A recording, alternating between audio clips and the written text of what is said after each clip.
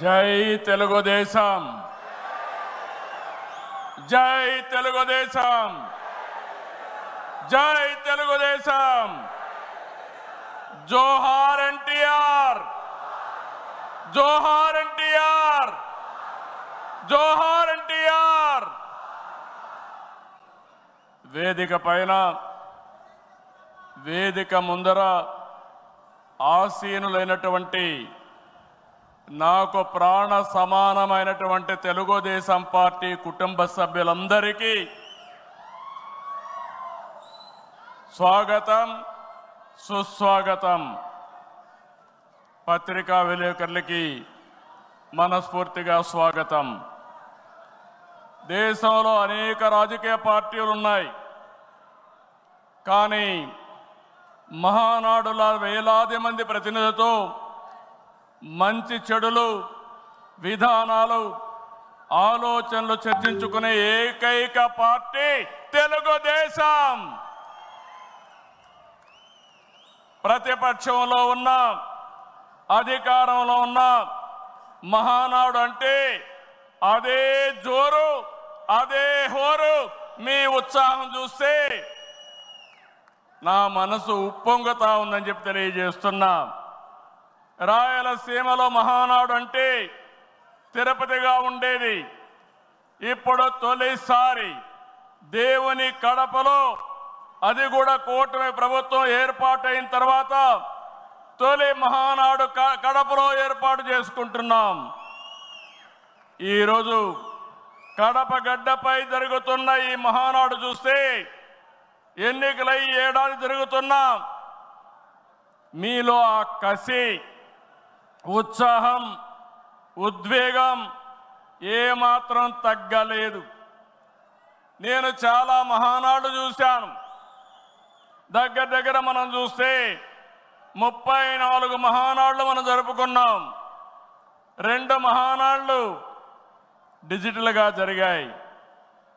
అయితే ఈసారి కడపలో, దేవుని గడపలో జరిగే మహానాడు ఒక చరిత్ర సృష్టించబోతుంది.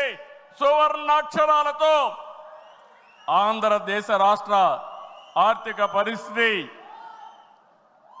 ఒక దశ దిశ నిర్దేశిస్తుందని చెప్పి తెలియజేసుకున్నా. ఈరోజు చల్లని వాతావరణం. అన్ని మహానాడులంటే చాలా వేడివేడిగా ఉండేది, ఎండలు ఎక్కువ ఉండేటివి. ఒక ప్రశాంతమైన వాతావరణంలో, ఆహ్లాదకరమైన వాతావరణంలో ఈరోజు కడపలో మహానాడు జరుగుతూ ఉంది. ఉమ్మడి కడప జిల్లాలో 10 స్థానాలకు గాను 7 స్థానాలు గెలిచాం. మన సత్తా చాటాం. ఈసారి ఇంకొంచెం కష్టపడితే 10కి 10 మనమే స్వీప్ చేస్తాం. రాయలసీమ ప్రజలు అద్భుత చైతన్యంతో ఈసారి ఇచ్చిన తీర్పును గౌరవిస్తూ వారికి ధన్యవాదాలు తెలపడానికి కడపలో మహానాడు పెట్టాలని నిర్ణయించాం. ఈ మహానాడుని మీరు చూస్తే బ్రహ్మాండంగా చేసిన నాయకులకు, కార్యకర్తలకు మనస్ఫూర్తిగా అభినందనలు, కృతజ్ఞతలు. 2024 ఎన్నికల్లో పార్టీ సాధించిన విజయం అసామాన్యం. 93% స్ట్రైక్ రేట్, 57% పైన ఓటు షేర్తో కొత్త చరిత్రను సృష్టించాం. ఇది ముమ్మాటికి కారణం పసుపు సైనికులే. ఇక్కడుండే మీ నాయకత్వమే కారణమని మీ అందరికీ విజ్ఞప్తి చేస్తున్నాం. మీరు చేసిన పోరాటాలే నేటి అధికారం, మీ త్యాగాలే నేటి ఈ స్థానం. ఇది కాకుండా సమయానుకూలం మనం ఎప్పటికప్పుడు స్ట్రాటజీ కూడా ఆలోచించినప్పుడు జనసేన, బీజేపీ పొత్తు పెట్టుకొని ఎన్డీఏ ఏర్పాటు చేసుకున్నాం.